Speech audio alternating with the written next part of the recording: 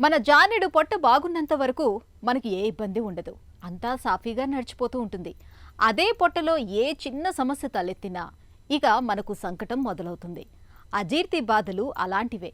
వయసులో ఉన్నప్పుడు రాళ్లను తిన్నా హరించుకునే శక్తి ఉంటుంది. కానీ ఒక వయసు వచ్చాక చాలా మందిలో జీర్ణశక్తి బాగా తగ్గిపోతూ ఉంటుంది. తిన్నది ఒక పట్టాన అరగదు. పొట్టంతా ఉబ్బరంగా, లోపల ఏదో రాయి పెట్టినట్టుగా ఒకటే వేదనగా ఉంటుంది. వయసుతో పాటు అరుగుదల తగ్గటానికి కారణాలు, వాటికి పరిష్కార మార్గాల గురించి ఇప్పుడు తెలుసుకుందాం.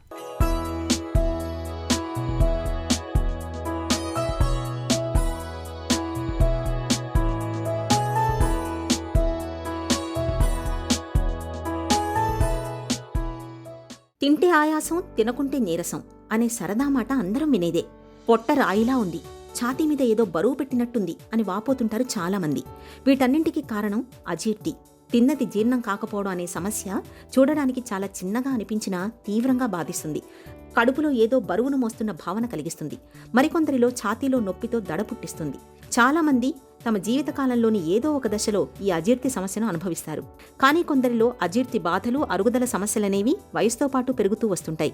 వయసుతో పాటు అరుగుదల శక్తి తగ్గడానికి ప్రత్యేకమైన కారణాలు ఉన్నాయని చెబుతారు డాక్టర్లు. ముఖ్యంగా మన ఆహారం డైజెషన్ ప్రక్రియ అనేది మనం ఎంత యాక్టివ్గా ఉంటే డైజెషన్ కూడా అంత యాక్టివ్గా ఉండే అవకాశం ఉంటుంది. జనరల్గా వయసు పెరిగే కొద్దీ మన డే టు డే యాక్టివిటీసు, మన రెగ్యులర్ ఎక్సర్సైజు ఇలాంటివి తగ్గిపోవటం వల్ల దాని ఎఫెక్టు మన డైజెస్టివ్ సిస్టమ్ మీద మనం చాలా ఎక్కువగా చూస్తాం జరుగుతూ ఉంటుంది. జనరల్గా మోస్ట్ కామన్గా వయసు పెరిగే కొద్దీ ఆహారము తీసుకుంటాం తగ్గిపోయింది, ఆకలి తగ్గిపోయింది, ఇండైజెషన్ చాలా ఎక్కువగా ఉండే అనే కంప్లైంట్స్ చూస్తాం జరుగుతుంది. ముఖ్యంగా మన ఆహారపు అలవాట్లు అండ్ ఎక్సర్సైజ్ తగ్గిపోవటం, వయసు పెరిగే కొద్దీ మొబిలిటీ తగ్గిపోవటం, మనం డే టు డే యాక్టివిటీస్ తగ్గించేయటం, ఎక్సర్సైజ్ తగ్గిపోవటం వల్ల దాని ఎఫెక్టు డెఫినెట్గా మన డైజెస్టివ్ సిస్టమ్ మీద, సో మన గ్యాస్ట్రోఇంటెస్టైనల్ మొటిలిటీ మీద, మన డైజెస్టివ్ ఎంజైమ్స్ తగ్గిపోతానికి ఈ అన్నిటికీ ముఖ్య కారణంగా చెప్పుకోవచ్చు. దీనివల్లనే డైజెషన్ తగ్గిపోతుంది. మన నోటి నుంచి అన్నకోశం వరకు ఉన్న పైపును ఈసోఫేగస్ అంటారు. ఈ ఈసోఫేగస్తో పాటు అన్నకోశంలోని లోపలి పొరలు చాలా సున్నితంగా కండర నిర్మితమైన గోడలతో ఉంటాయి. వీటిలోంచి మనం తిన్న ఆహారాన్ని జీర్ణం చేయడానికి అవసరమైన స్రావాలు వెలువడుతుంటాయి. ఈ స్రావాలు ఆమ్ల గుణాలను కలిగి ఉంటాయి. అవి పొట్టలో ఊరి మనం తిన్న ఆహారంపై పనిచేసి దాన్ని మరింత చిన్నవైన అంశాలుగా మార్చివేస్తాయి. మనం తిన్నవి ఎంత సూక్ష్మమైన అంశాలుగా విడిపోతాయంటే మనం తాగిన నీళ్లతో కలిసి మన పేగులు పీల్చుకునేందుకు వీలుగా ద్రవరూపంలోకి మారేంతగా అవి మారిపోతాయి. ఈ ప్రక్రియనే జీర్ణ ప్రక్రియ అని, అరగడం అని మనం వ్యవహరిస్తుంటాం. ఏదైనా కారణాల వల్ల మన అన్నకోశంలో పగుళ్ళు, చీలికలు ఏర్పడితే మన కడుపులో స్రవించే యాసిడ్ ఆ గాయాలను మరింతగా నొప్పి, వాపు, మంట కలిగేలా చేస్తుంది. కొవ్వుతో జారుడుగా ఉండేవి లేదా మసాలాలు ఎక్కువగా ఉండే ఆహార పదార్థాలు తీసుకోవడం, అతిగా ఆల్కహాల్ తాగడం, పొగ తాగే అలవాటు, ఆస్పిరిన్ వంటి కొన్ని రకాలైన మందులు, నొప్పి నివారణ మందులు, తీవ్రమైన ఒత్తిడి, ఆందోళన వంటి అంశాలన్నీ వయసుతో పాటు జీర్ణ ప్రక్రియపై తీవ్రమైన ప్రభావం చూపుతాయి. ముఖ్యంగా డయాబెటీస్ మెడికేషన్స్లో ఇప్పుడు కొత్తగా చాలా కొత్త రకాల మందులు డయాబెటీస్ ట్రీట్మెంట్కి మనం వాడటం జరుగుతుంది. అందులో చాలా మట్టుకు మెడికేషన్స్ మన ఫుడ్ అబ్జార్ప్షన్ తగ్గిస్తానికి, అంటే మనం నార్మల్గా మనం తీసుకున్న ఆహారం అబ్జార్ప్షన్ అవుతూ ఆ అబ్జార్ప్షన్కి అడ్డం పడే ట్యాబ్లెట్స్ ఇప్పుడు కొత్తగా డయాబెటీస్ కోసం చాలా కొత్తగా వచ్చినాయి. ఇప్పుడు బీపీ మెడిసిన్స్ కానీ, థైరాయిడ్ మెడిసిన్స్ కానీ మీ డైజెషన్కి ఇబ్బంది కలిగించవు. డయాబెటీస్ అన్కంట్రోల్లో ఉన్నప్పుడు మన డైజెషన్ ఇంకా ప్రాబ్లం అయ్యే అవకాశం ఉంటుంది. హైపోథైరాయిడిజం, థైరాయిడ్ ప్రాబ్లం కంట్రోల్లో లేకపోతే మన ఇంటెస్టైనల్ మూవ్మెంట్ డైజెషన్ తగ్గిపోయే అవకాశం చాలా ఎక్కువగా ఉంటుంది. మెడికేషన్స్ చూసుకుంటే కొన్ని రకాల డయాబెటీస్కి వాడే మెడికేషన్స్ వల్ల మన డైజెస్టివ్ పవర్ తగ్గే అవకాశం ఉంటుంది. అది సెలెక్టివ్గా ప్రతి ఒక్కళ్ళకి ఈ మెడిసిన్ వల్ల ఉండకపోవచ్చు. కొంతమందిలో కొన్ని ఇబ్బందులు కలిగే అవకాశం ఉంటుంది. కొత్తగా కనుక షుగర్కి సంబంధించి, డయాబెటీస్కి సంబంధించి మందులు మార్చిన తర్వాత డైజెస్టివ్ ప్రాబ్లమ్స్ వస్తే ఇమీడియట్గా ఆ ప్రిస్క్రైబ్ చేసిన డాక్టర్ గారి దగ్గరికి వెళ్ళి ఇది ఇన్ఫామ్ చేయాల్సిన అవసరం ఉంది. ఎందుకంటే కొన్ని రకాల మందులు మన డైజెస్టివ్ సిస్టమ్ మీద ఎఫెక్ట్ చేసే అవకాశం ఉంటుంది.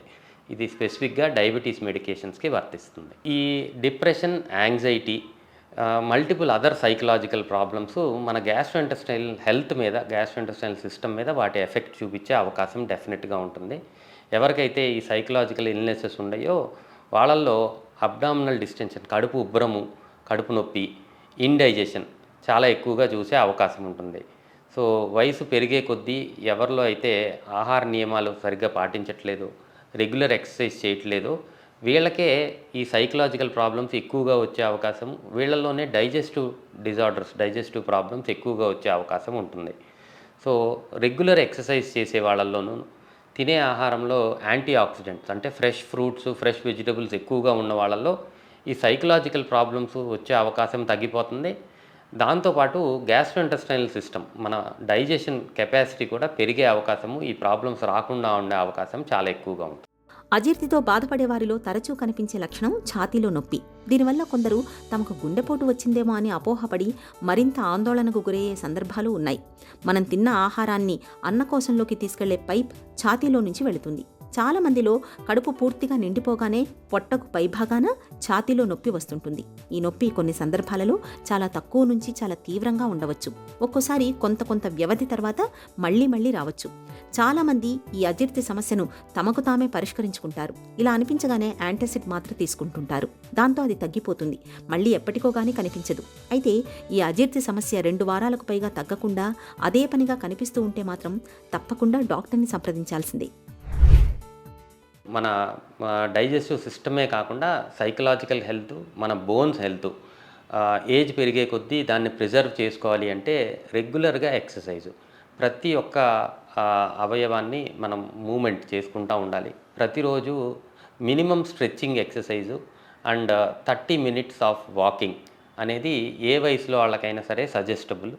So first and foremost thing, మనకి ఇండియాలో ప్రతి ఒక్కళ్ళకి యోగా గురించి చాలా అవగాహన ఉంది.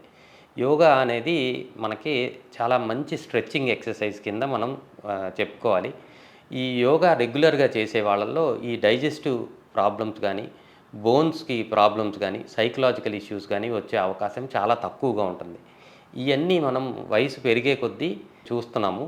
ఈ ప్రాబ్లమ్స్ రాకుండా ఉండాలి అంటే మన ఆహారంలో ఫ్రెష్ ఫ్రూట్స్, వెజిటబుల్స్, ఎందుకంటే వీటిల్లో యాంటీ ఆక్సిడెంట్స్ చాలా ఎక్కువగా ఉంటాయి.